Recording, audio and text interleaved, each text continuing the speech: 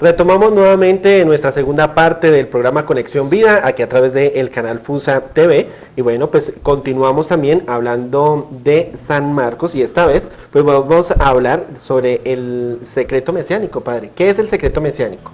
Es otro de los aspectos teológicos. Entonces es importante recordar, queridos televidentes, que hemos hablado del Hijo de Dios, hemos hablado de Jesús como evangelio, Jesús que proclama el reino de Dios, hablamos del reino de Dios. Esos son los aspectos teológicos de Marcos. Ahora el secreto mesiánico. Leamos las citas bíblicas, William, que aparece para comprenderlo mejor. Claro que sí, padre. Esta vez nos ubicamos en el capítulo 3, versículo 12. Pero él les mandaba enérgicamente que no le descubriera. ¿Y el siguiente? La muchacha se levantó al instante y se puso a andar, pues tenía 12 años.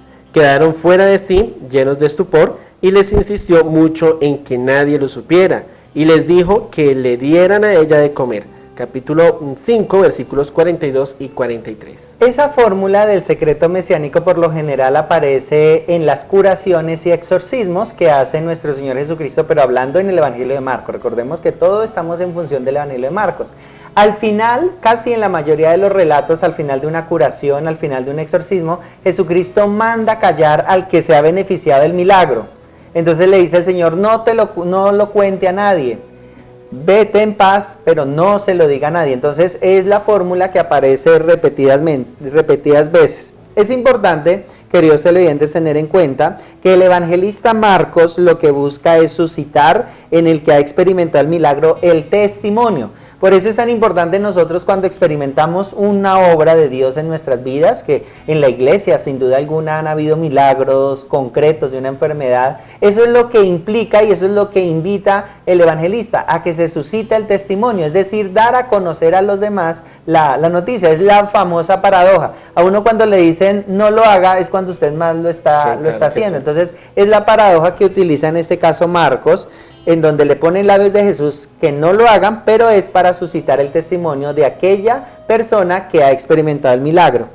El mandato de callar correspondería a la intención de no ver a Jesús como un simple curandero, ¿no? O sea, es importante nosotros tener en cuenta de que Jesucristo no es un curandero. ¿Por qué pasa? Porque de pronto aquella persona que ha experimentado ese milagro puede salir y decir, encontré allí uno que cura, pero puede quedarse ahí. Un curandero más, y eso es lo que el evangelista no quiere. Lo que el evangelista quiere es que se reconozca a Jesucristo como verdadero Hijo de Dios y no como un simple curandero.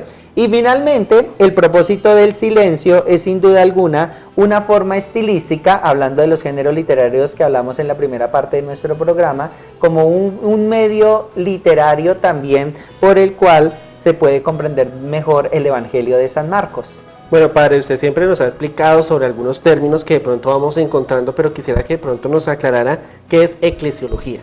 Bueno, ya eclesiología ya es otro tema, ¿verdad? Ya dejamos el secreto mesiánico, ahora vamos a pasar a la eclesiología.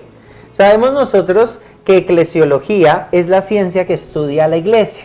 Hay muchos que se preguntan si en el Evangelio de Marcos cabe la idea de una iglesia. Si nosotros miramos en el Evangelio de Marcos no aparece la palabra iglesia, no aparece por ningún lado. Pero recuerde, William, que en nuestros primeros programas, cuando empezamos hablando del Evangelio de Marcos, decíamos que San Marcos es un catequista. Entonces, ¿cómo podemos nosotros ver la eclesiología en el Evangelio de San Marcos? Como una catequesis. Todo el Evangelio de San Marcos es una catequesis. Si nosotros la miramos, está tan bien estructurada esa catequesis que tiene recursos lúdicos como las parábolas, de las cuales también hablamos hoy en nuestro programa.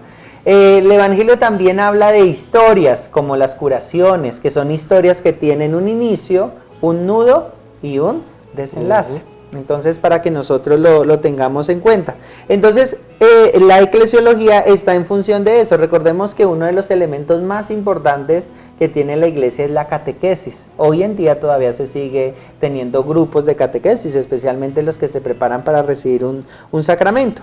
Ya lo decíamos, la iglesia nunca es mencionada, pero está presente en la persona de los discípulos. Cuando Marcos pone ese relato en donde Jesús convoca a sus discípulos, es importante nosotros tener en cuenta que ahí está el corazón de la eclesiología. Marcos no la habla, no dice esto es la iglesia, pero implícitamente se sobreentiende de que el mismo evangelio va dirigido ¿a quién? A una comunidad, ¿cierto? Pues esa comunidad sin duda alguna tiene que ser una comunidad eclesial.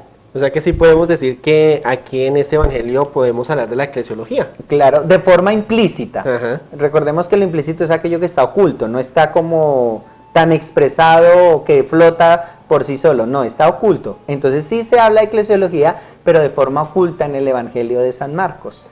Bueno, padre, vamos a seguir compartiendo entonces también estas citas bíblicas que pues hemos venido ya hablando a lo largo de nuestros programas aquí a través de Conexión Vida, y esta vez nos vamos para el capítulo 13, versículo 10. Y es preciso que antes sea proclamada la buena nueva a todas las naciones. Ahí es importante nosotros tener en cuenta lo que en este tiempo y por lo general durante los meses de octubre se le llama la misión. Recordemos que ¿cuál es la esencia de la iglesia? La esencia de la iglesia es la misión. Ahí lo acaba William de hablar. La misión de ¿qué? De evangelizar, ¿cierto? Entonces esa es la tarea fundamental de la iglesia y en Marcos se ve bien expresado esa idea. O sea, hay una comunidad convocada por los discípulos, una comunidad que se está evangelizando, que son el pueblo judío, pero que además ellos tienen la misión de reconocer precisamente a través del Evangelio de San Marcos ese sentido que es el de salir a misionar. Jesucristo convoca a sus discípulos y los envía. Bueno, padre, dentro de estas citas también, pues esta vez nos vamos para el capítulo 14, versículo 9. Yo os aseguro, donde quiera que se proclame la buena nueva, en el mundo entero se hablará también de lo que esta ha hecho para memoria suya. Vuelve otra vez a insistir Marcos en esa tarea fundamental de la iglesia. Recordemos, queridos televidentes, cuando ustedes les pregunten, bueno, ¿y la iglesia por qué existe? ¿La iglesia para qué existe? Una sola palabra, la iglesia existe para evangelizar, no es más. Padre, bueno, podemos decir entonces que el último aspecto teológico es el discipulado.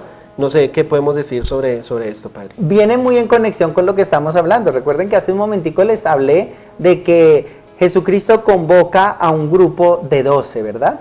Ese es el discipulado. Recordemos, queridos televidentes, ¿qué significa el número 12 en la Sagrada Escritura? Significa elección, elegidos. ¿Cuántas eran las tribus de Israel? 12. 12 eran las tribus de Israel. ¿Cuántos son los discípulos de Jesús? 12. Entonces el 12 significa elección, significa elegidos, y es importante nosotros tener en cuenta por eso que Jesús siempre actúa rodeado de los elegidos, es decir, de los discípulos.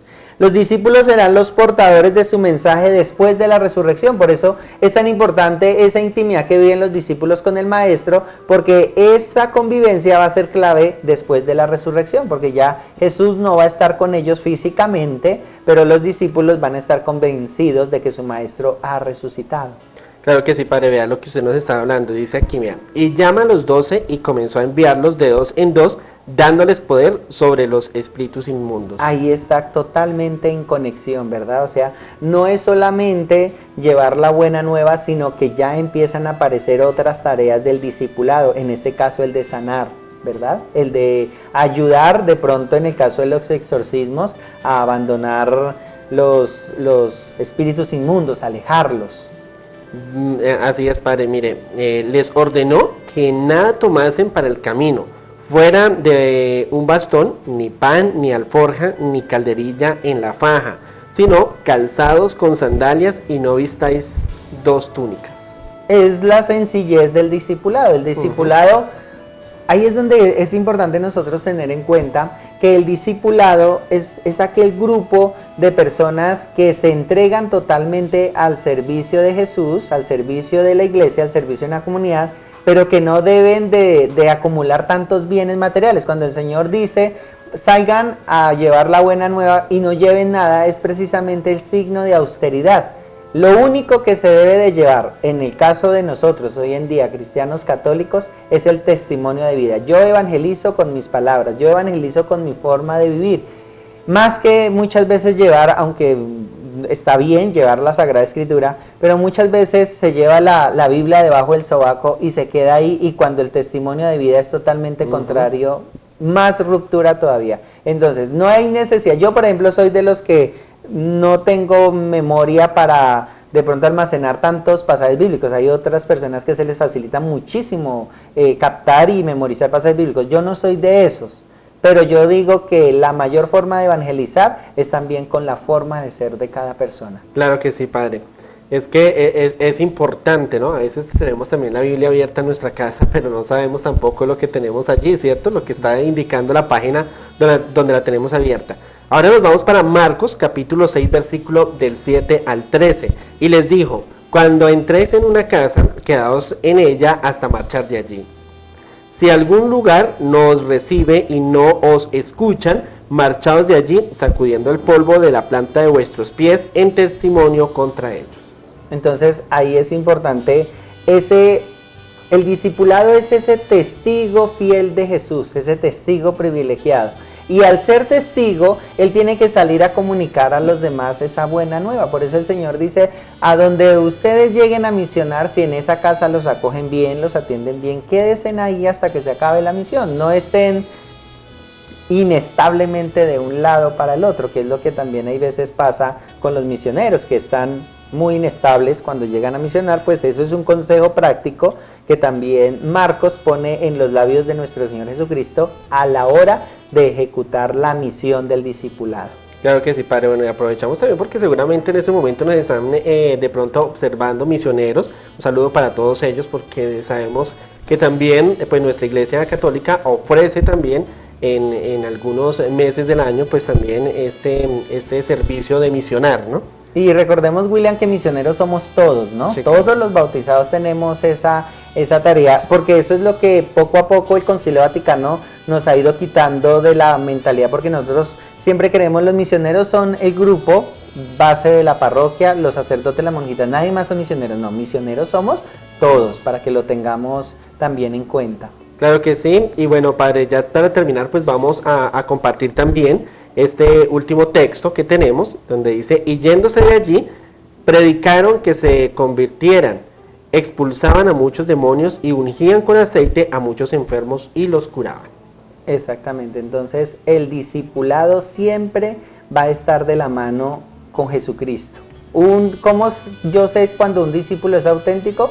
Cuando actúa en el nombre del Señor. Era lo que en estos días también aparecía en la palabra de Dios, que Jesucristo dice, dejen que ellos hagan también eso en mi nombre. Entonces, para que lo tengamos en cuenta. William, no olvidemos hacerle la invitación a nuestros televidentes que ahora también nos pueden seguir a través de YouTube como Conexión Vida. Estamos en ese proyecto también de que muchos de ustedes puedan vernos a través de las redes sociales. Claro que sí, el saludo para todos ustedes. Gracias como siempre por elegirnos aquí a través del canal FUSA TV. Y bueno, padre, una conclusión final ya para ir terminando este capítulo que hemos venido hablando aquí a través de Conexión Vida.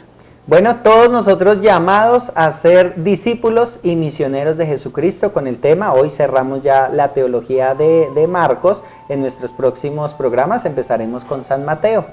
Bueno, un abrazo a todos ustedes, los esperamos en nuestro próximo programa y continúen con la programación de FUSA TV.